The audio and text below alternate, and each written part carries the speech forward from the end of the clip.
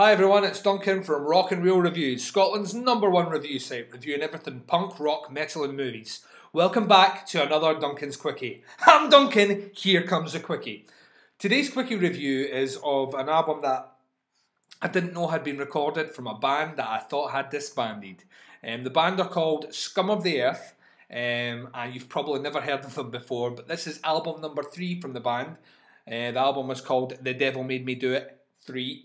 And it was released on the 28th of August. Now, to give you a bit of history on the band, for those that don't know, if you are a Rob Zombie fan, then this band probably will tick every box that you might have.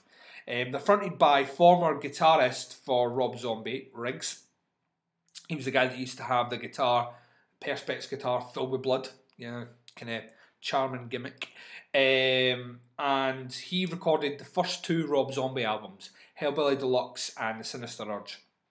At which point, after the touring cycle for The Sinister Urge had concluded, Rob Zombie went off to do some films like House of a Thousand Corpses and The Devil's Rejects and Halloween and all the rest, and the band were put on hiatus. And at that point, drummer John Tempesta and Riggs formed another band called Scum of the Earth, who are named after a Rob Zombie song.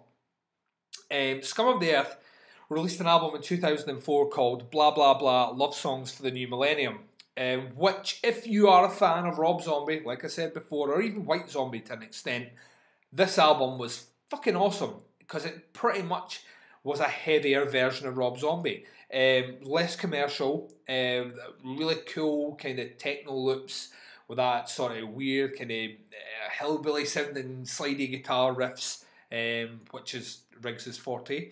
And he even put vocal effects on his voice to make him sound more like Rob Zombie. So that aggressive, shouty tone, which Rob Zombie has, is very much present on the album. It has the kind of characteristic B-movie horror loops as well on the album, which made it sound even more Rob Zombie-esque. In 2007, the band put out their second album, Sleaze Freaks. Now, I'll be honest, I wasn't impressed at all with this album. It just felt like it was very run-of-the-mill. Now, it's not the most exciting genre in the world, but at the same time, I mean, Rob Zombie was moving away from that sound, and this just offered nothing new at all. Sleaze Freaks just wasn't a great album. The last I heard, Riggs had opened a tattoo parlour and pretty much hung up his guitar. He wasn't doing music anymore, which surprised me when I logged online to AOL Music and there was streaming the brand new album, The Devil Made Me Do It 3.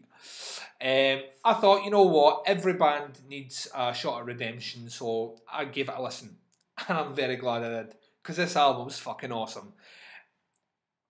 It's heavier than anything I've done before, heavier than anything Rob Zombie's done before. But it's back to basics. It's, really chunky headbanging grooves, techno and electronic loops to the max. More of those B-movie horror loops. Vocally, there's nothing really impressive going on here, but it fits the music. Vocal parts are more percussive, and the lyrics fairly much following your standard, oh, zombies, yo, skeletons, horror, blah. There's no need to reinvent the wheel with them. The album itself is produced excellently. I think that adds to the heavy feel. Now, like I said before, this album was called The Devil Made Me Do It 3, and it comes out on the 28th of August, so chances are it's already out in your area, so go and check it out. I can't recommend this enough for fans of Rob Zombie, or even to an extent fans of the Murder Dolls would like this sort of music. It's a good album. It's worth checking out. Standout tracks for myself would be The Devil Made Me Do It, which is the kind of title song from the album. Sins of the Dead, and there's a great song called Zombies vs Skeletons. Classic sort of nonsense lyrics, but it's pretty cool. It's gimmicky, it's cheesy, but I fucking love it. The album closes with an interesting take on the funeral march.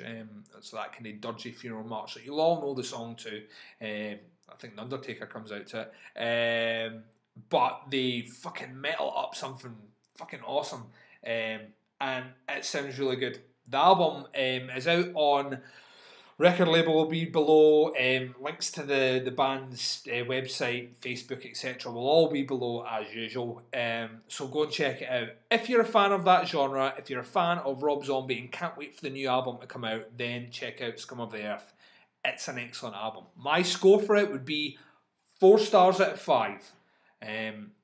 If you're viewing this through YouTube, like I said, all the links will be below. If you're looking through the website, the Rock and Reels website, then check out the other reviews that are up. The guys have been working very hard to post loads of reviews over the last couple of weeks, so make sure to check them out. Until the next time, this has been Duncan for Rock and Reel Reviews, another Duncan's Quickie, and I'll see you very soon. Ha ha ha! Yoink!